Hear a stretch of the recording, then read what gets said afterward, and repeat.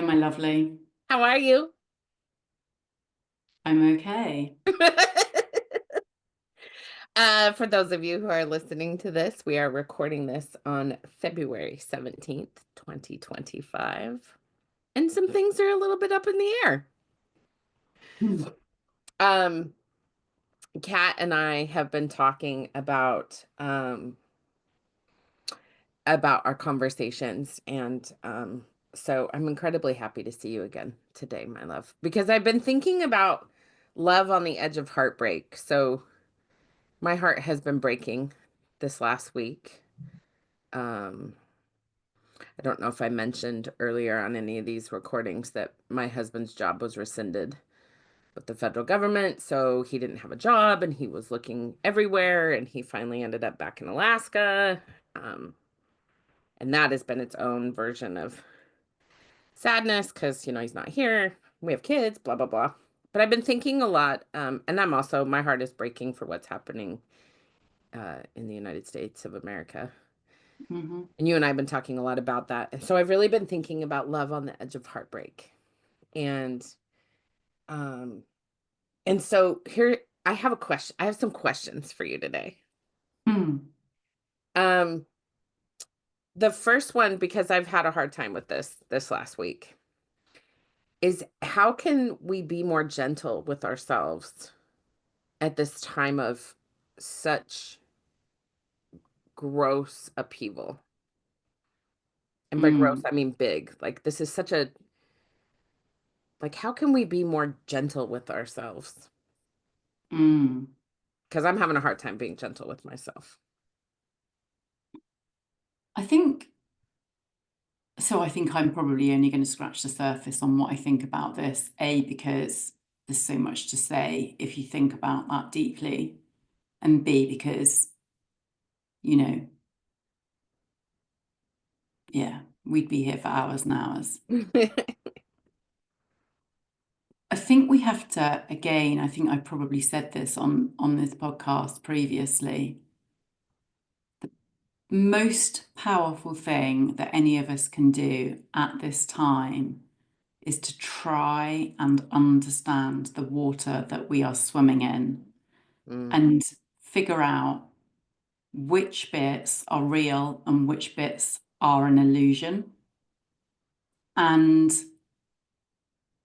it is an illusion to think that we can control our lives to the extent that we have spent the last 80 years convincing ourselves that we can control our lives. Like, we are coming to the end of modernity.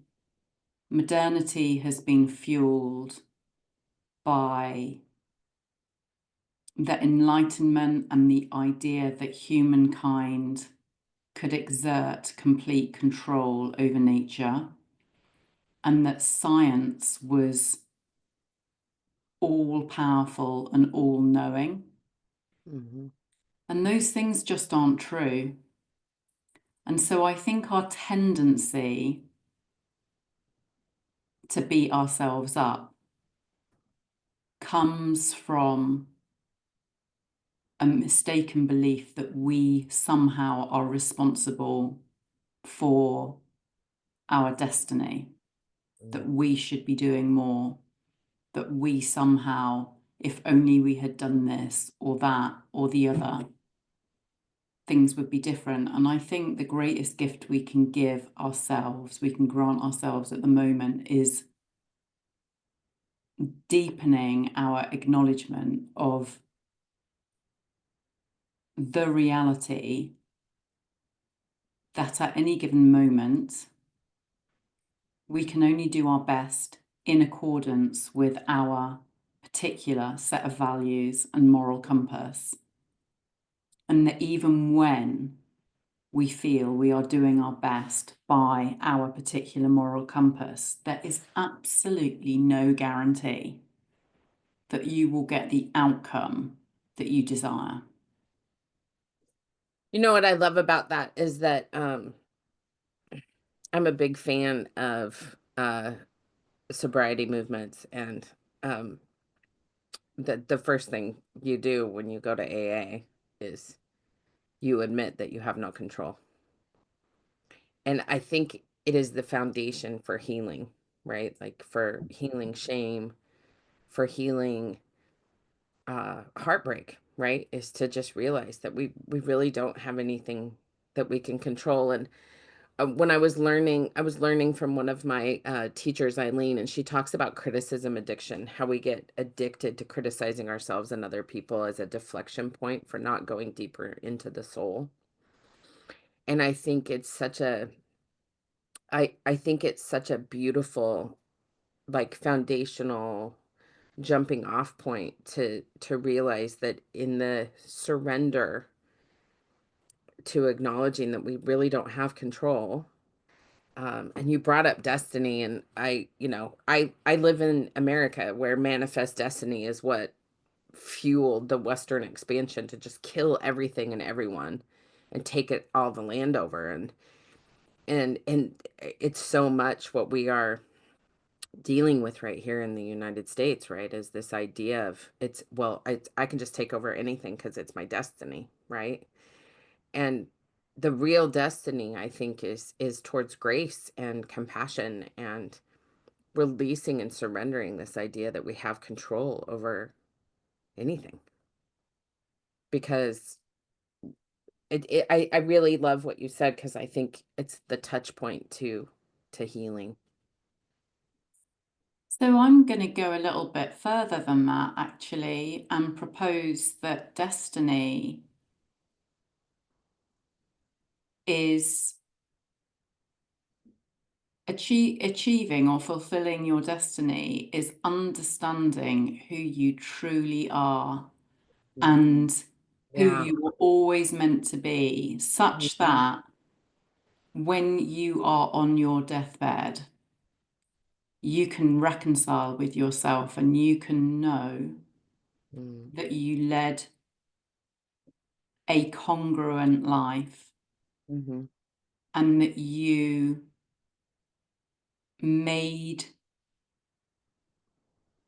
good use of your soul's opportunity to be here. I was going to say made good use of your life, but it struck me that perhaps that might create a misunderstanding amongst people who are drawn to material wealth acquisition. And material wealth acquisition has absolutely nothing to do with it.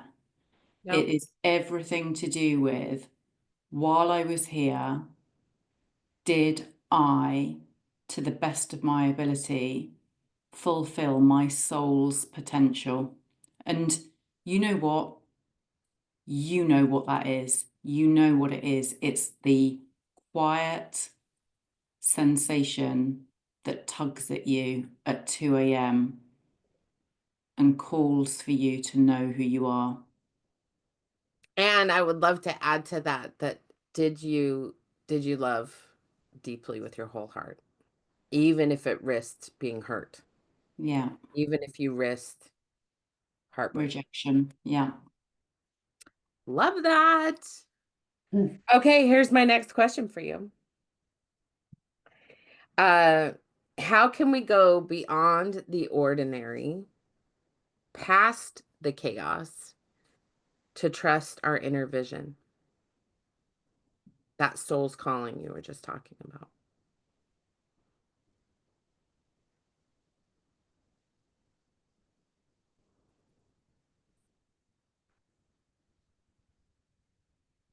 Um, Say the question again, sorry. How can we go beyond the ordinary, past the chaos, to trust our inner vision? So even though all of these things are just happening over and over and over every day, how can we go beyond that, past the chaos, to trust our inner vision, like our soul's purpose? How can we get closer to that love, that divine? Mhm.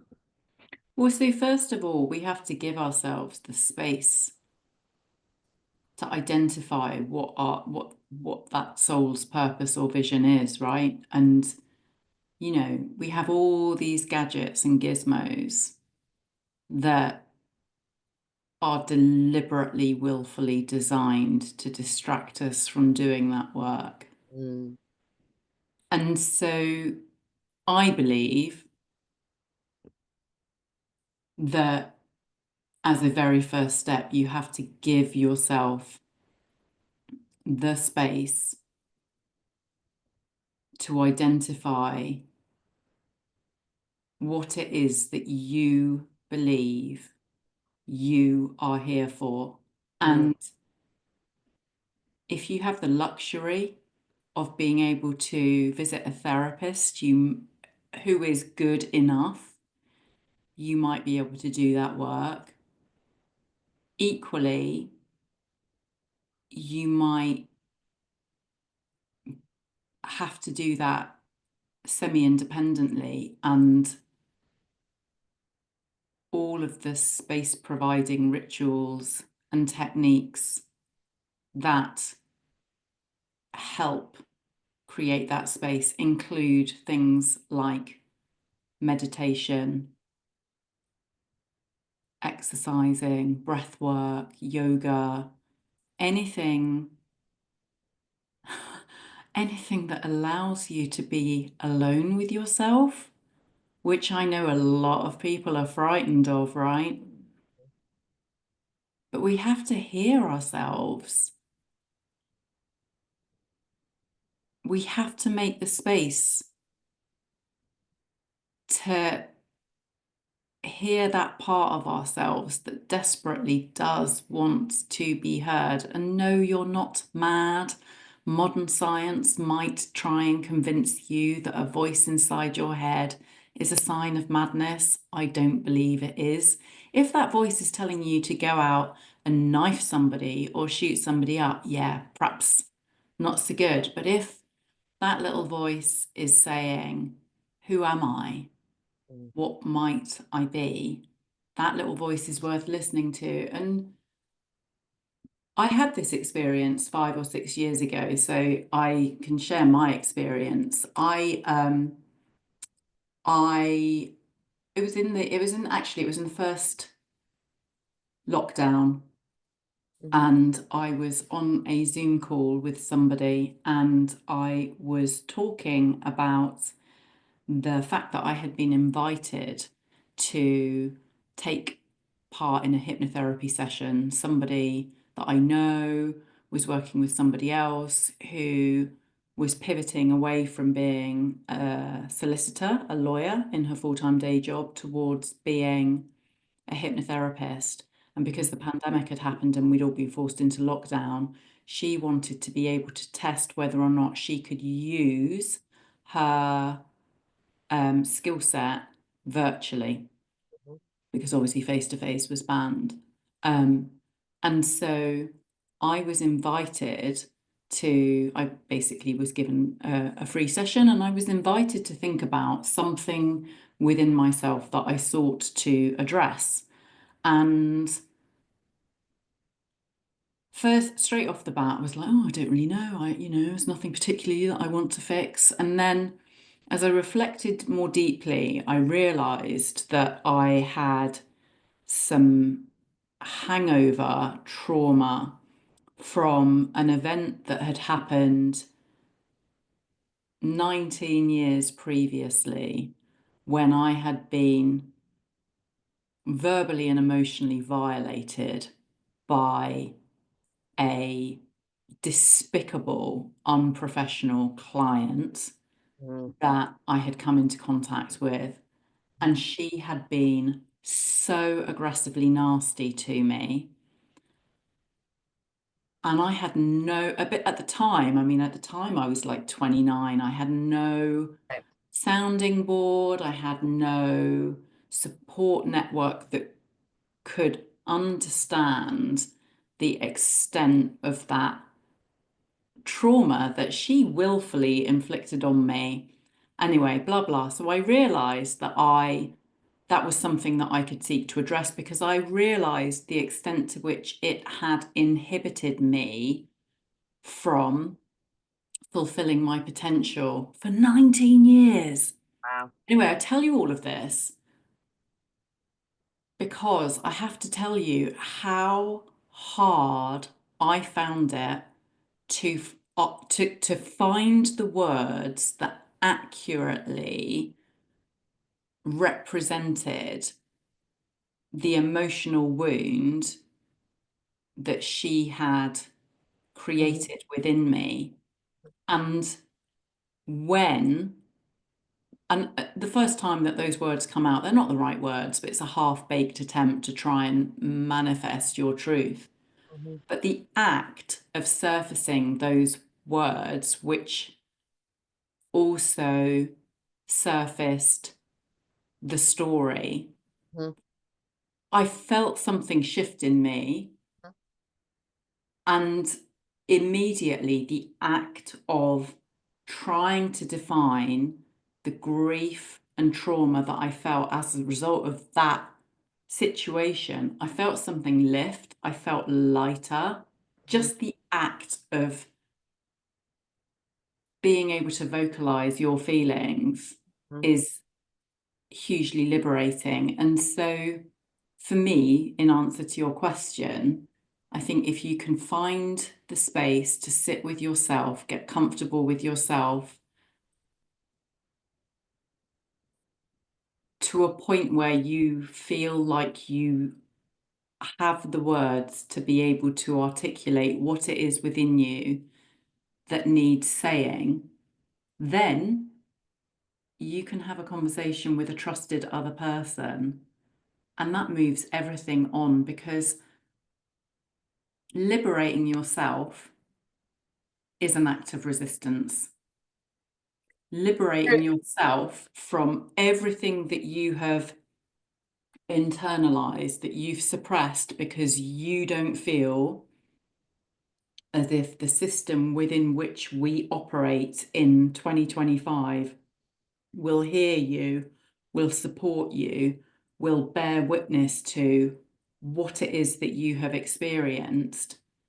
That's really liberating because it allows you slowly to kind of take ownership of yourself. You stop being enchattled to capitalism, neoliberalism, whatever this post-democracy shit show is that we're all having to witness.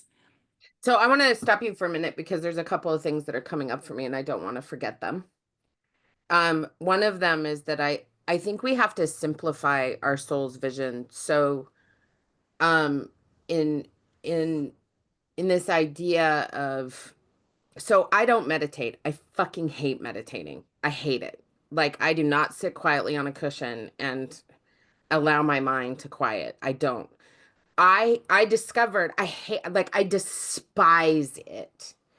But one of the things that I discovered a couple of years ago is that the way I meditate is to listen to Metallica top volume while I'm driving my Camaro. Like that puts me into a meditative state where I lose time, I lose all the shit going on in my head. Like, and so one of the things that I want people who are listening to this to hear is that meditation is not about sitting in silence. Sometimes, like, I truly believe that I have a heavy metal band in my heart and that like it is constantly like it is constantly playing in my heart. And Metallica, if you're hearing this, I love you. And I've always loved you for time and eternity. But like it was very liberating when I simplified my soul's vision and what I needed to quiet the chatter in my head was not to sit quietly because I don't love that. It was actually to get louder and louder and louder. And I didn't, I just sing while, I rock on, right? Like, but like what really struck me while I was listening to you is that this idea of moving past the chaos and figuring out what works for us means that some of us are going to go into the quiet. And, I'm also an avid reader, as you know. So reading is also very meditative for me. Like I have been reading since I was 3. So, and I'm 50. So like, I always have a book in my hand. There's not a day that goes by that I don't have a book in my hand. And so I, there's so many ways for us to simplify our soul's vision to like trust our knowing, that I want everyone who's listening to this to realize that there are as many stars in the skies, are that many ways to cut Yeah. the chaos, to get through the clutter, right? Yeah. And for some of us, it's meditation in a quiet way or in a group setting or whatever, you know, listening to guided meditations. And for some of us, it's listening to Metallica where we're driving our Camaro, right? Like, Yeah. yeah. And I Yeah, just, 100%. yeah, I 100%. love what And I you, think that's, I also really love um what you said about talking to a trusted person because, you know, I I've been to therapy a million times. I know when to call my therapist, and I also know when I just need someone to listen, right? So I call a friend or I text a friend or I also I know for so many people that sometimes they feel like they don't have a trusted person that they can talk to. And so sometimes that means reaching out to like a spiritual leader or somebody else in the community that you don't really know very well but you think could give you some good advice or just listen. I think there's something about listening that's becoming more and more like just listen. That's becoming more and more important as we're moving through yeah. without listen without fixing, I guess. Yeah. Okay.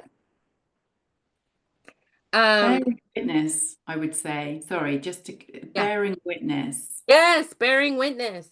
the gift of bearing witness to somebody else's story in a society that is so time poor and attention starved is an act of love. Yes. When the world shows us its intentions, how can we be drawn back to love? Oh God. So I have a question.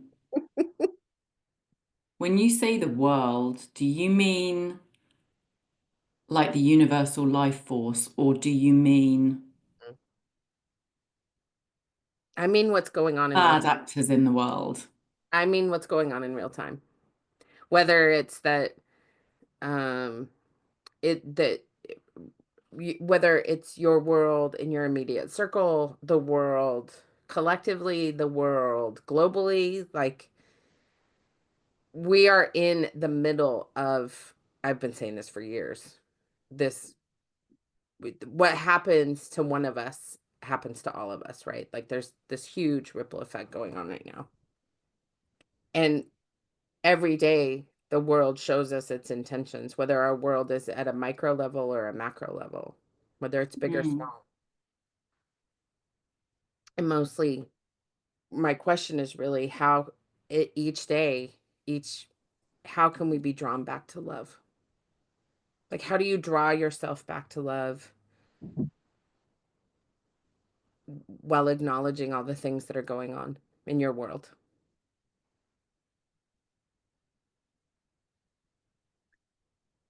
So I believe that it is an intrinsic characteristic of our species, biologically, that we are drawn to love. We are inherently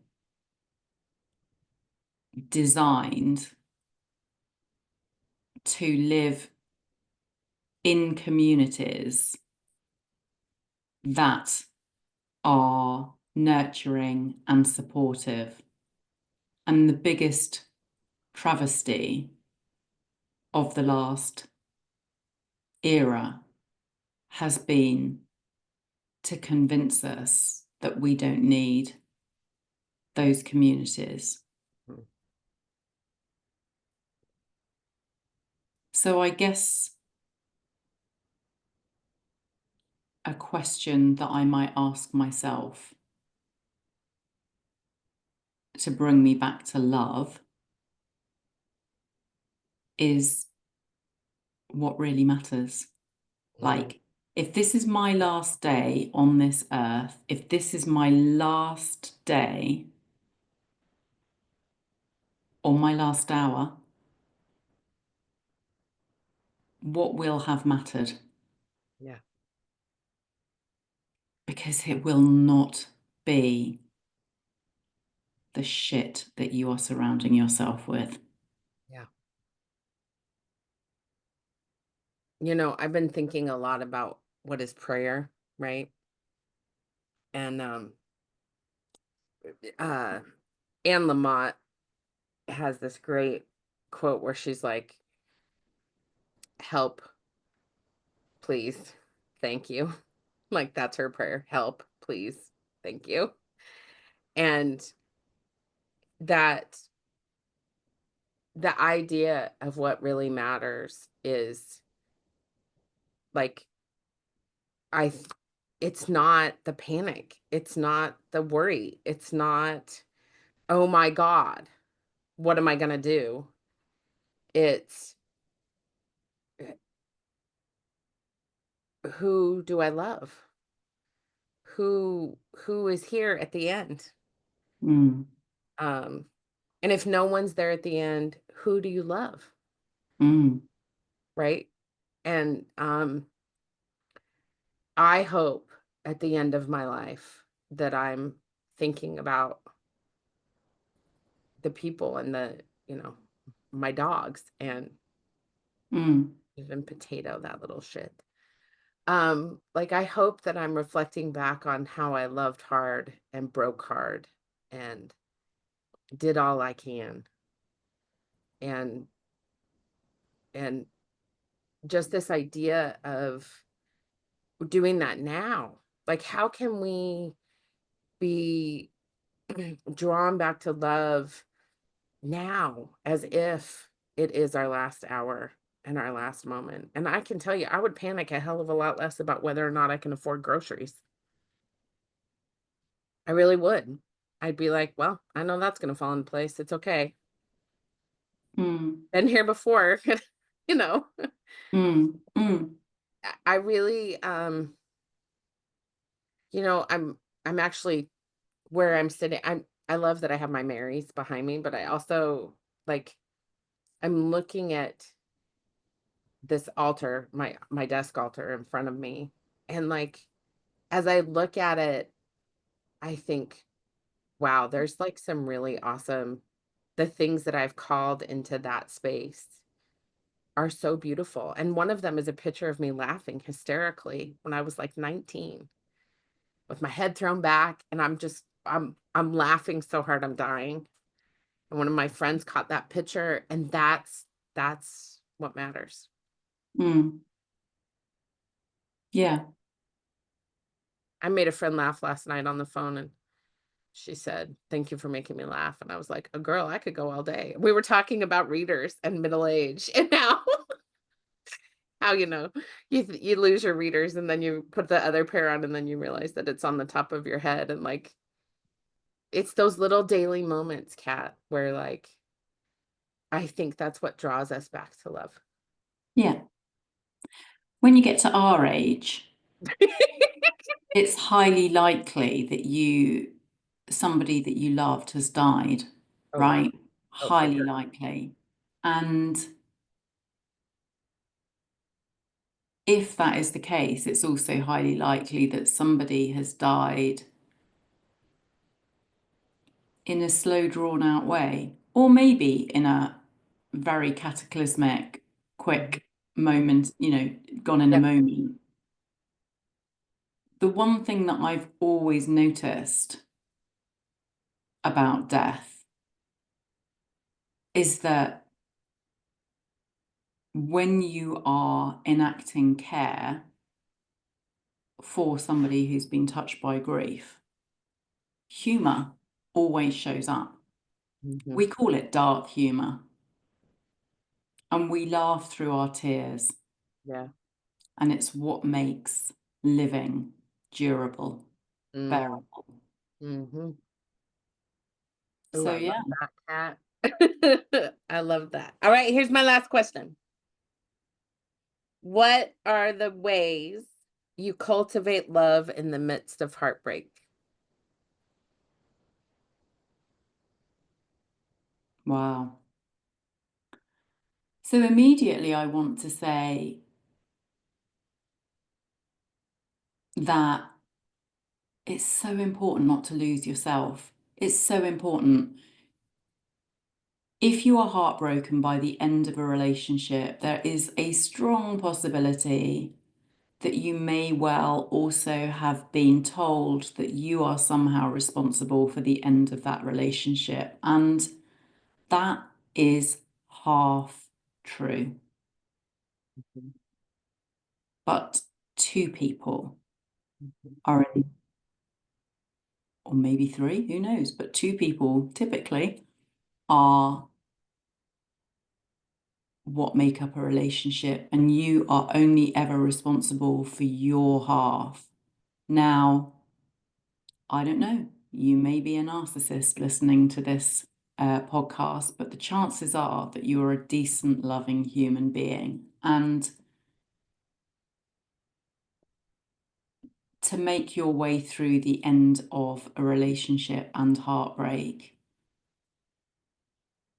it's really important that you acknowledge and understand your part and accept that you could only ever have been responsible for your part. So, whatever anybody else tries to tell you you did or didn't do, said or didn't say, you were only ever responsible for yourself.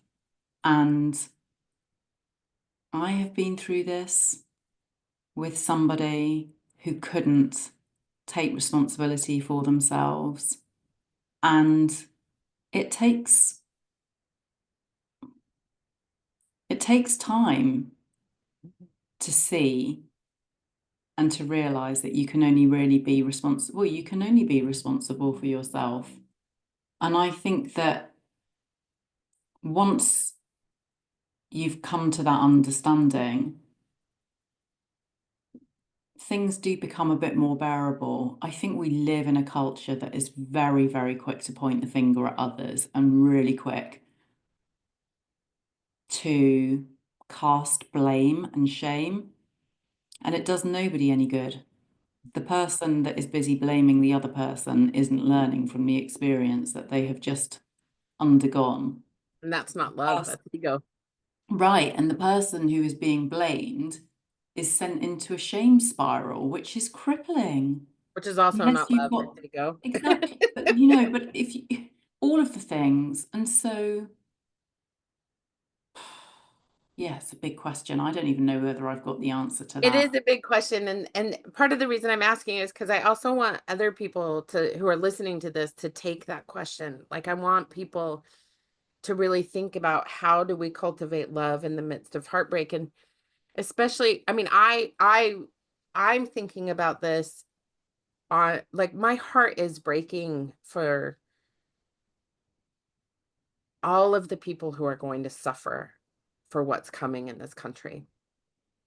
And that's a heavy that's a heavy heartbreak. That's a big heartbreak.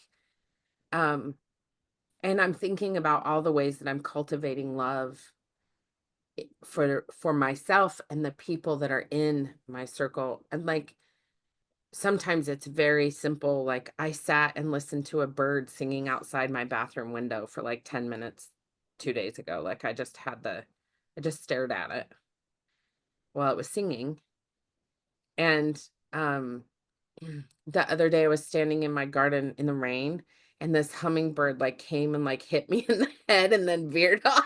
And I was like, dude, you couldn't see me? Like, what is happening? Right. And those are cultivations of love, like being present. I think the greatest way we can cultivate love in the midst of heartbreak is to be very present to the moment, Mm, second by second, minute by minute, hour by hour. Because if we are super present to just what we have in this moment, then what I know to be true is that I love that you are my friend across the pond. What I know to be true is that I have a safe and warm place to live, and I've had this place for 8 years, which is a miracle in my world, right? Like, I don't live anywhere for 8 years. I never Mm, lived anywhere for 8 years in my childhood, let alone my adulthood. Like, what I know in this very present moment is that I am so loved. It's gonna make me cry. I am so loved that people adore me. And if I'm future tripping or worrying or allowing myself to focus too long on what's going on, I forget mm, that because I'm not present to this exact moment in time. And I think that that's what I want. I want all of us to, we don't know what's coming. We don't know what's going to, we are so in the unknown right now. But when we are here in this moment, in this breath, in this prayer, in this spell, in this exact second, we can see so clearly what is right before us. mm. And I think also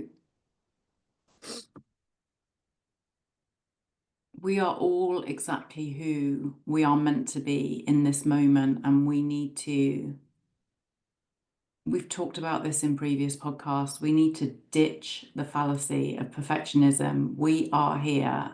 We are right here, right now. And if we can accept ourselves, then we are literally opening ourselves up for love. So if you're thinking, I am unlovable, Mm. you are lovable. You have to love yourself. And I totally get all the reasons that may exist why you believe that you are unlovable, but you are absolutely lovable. If you weren't lovable, you wouldn't be here. You are I here. love that. Yeah, I love that you said that because one of my taglines is you are love and you are loved. Because, and I hearken back to my own, just my own, my spiritual beliefs. Like, if God is love and we are made in God's image, then we are love and we are loved, and there is no other truth. We are just love. We are the divine love of the universe.